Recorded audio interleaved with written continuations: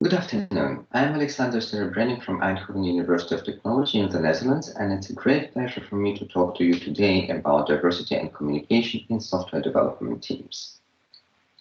And indeed, software development is not dissimilar to the harvest which we see here on the etching by Niklas Peters on Bergen. We see people of different ages, people of different genders, jointly working towards a shared goal.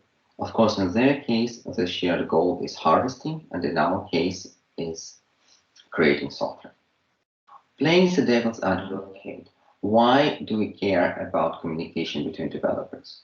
Communication is a crucial element in coordinating developers' efforts towards creating the software.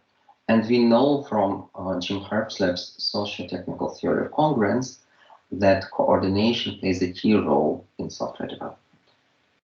Unfortunately, communication is not always a success. It can be broken.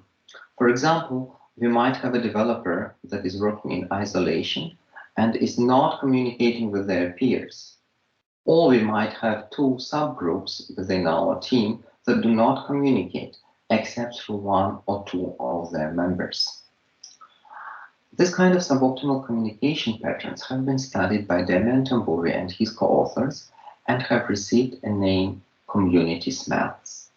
So community smells are suboptimal communication patterns within software development communities, not dissimilar to code smells, which are suboptimal organization patterns of the source code. So Tamburi and his co-authors have identified multiple community smells, and we are going to talk about four of them. I have already briefly introduced two. Organizational silo is a situation when a team has two or more siloed areas that essentially do not communicate except through designated members. And lone wolves are unsanctioned or defiant contributors who carry out their work irrespective of their peers, decisions of those peers, or communication between them. Two more community smells we are going to talk about today are the radio silence and the black cloud. Radio silence is a situation when one of the members interposes themselves into every formal interaction across multiple subcommunities with little or no flexibility to introduce other communication channels. This means that this person can switch off the entire communication. Black cloud is a situation related to information overload. It's a situation when there is so much communication within the team, and this communication is so unstructured that participants no longer can distinguish between useful and useless communication, and everything becomes one big black cloud. Recently, we have studied relation between those community smells, those suboptimal organizations of communication, and code smells, suboptimal organizations of the source code. And indeed, we have observed that there are relations between specific community smells and specific code smells. So for example, if I'm a lone wolf and I don't care what other people think about me, I don't communicate with them, I'm very unlikely to take somebody else's perspective on my source code. So I'm very unlikely to structure my code in a way that would be understandable for somebody else. And this is exactly spaghetti code. Of course, the topic of the workshop is Vive la différence, so one might wonder why I'm talking about community and community smells. And indeed, in a series of papers, we have studied relation between diversity related variables and community smells. So this is a general overview of some of our findings. We see on the left three kinds of diversity variables. Diversity which is related to gender, diversity which is related to geographic location, and diversity which is related to national culture. In the middle, we see the community smells, organizational silo, black cloud, radio silence, and lone wolf. And on the right, we still see the very same code smells we've been talking about. We will not have time to discuss all the arrows in this schema, so let us focus on two. Both of them are related to the black cloud. First of all, we see that gender diversity index is negatively related to the black cloud, which means that more gender diverse teams are less likely to exhibit the black cloud community smell. Given the fact that software engineering is heavily male dominated, more gender diverse teams tend to include more women or more non-binary individuals. This means that we know from the literature that women in teams tend to take mediating roles, and this means that they can structure the communication in such a way that the distinction between useful and useless communication becomes more apparent. And this is exactly the reduction of the black cloud. Another relation we see here is between geographic diversity and black cloud.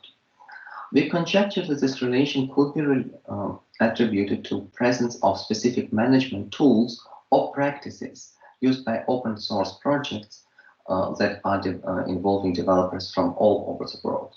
Think about Trello, think about Jira. Those tools tend to nudge developers towards a more structured way of communicating. They kind of encourage them to communicate in a more disciplined way. And this will mean that the noise, the primary problem of black cloud, is less likely. Of course, when we observe those community smells, we also want to somehow resolve them. So this is why we have surveyed almost 80 project managers, and we have observed 5 typical strategies, such as reorganization of a team, mentoring, creating of a communication plan, monitoring, and exercising cohesion. So specifically for black cloud community smell, managers recommend creating a communication plan. And when it comes to lone wolves, the strategies recommended are mentoring and reorganization of a team. So how have we done this kind of research? Most of the time, we start by analyzing large collections of open source data, so-called repository mining. And then we augment this kind of analysis with surveys or interviews. For example, when we studied the relation between community smells and code smells, we have first of all analyzed code and communication data from 9 large open source projects, and then asked project managers from the industry to evaluate our findings.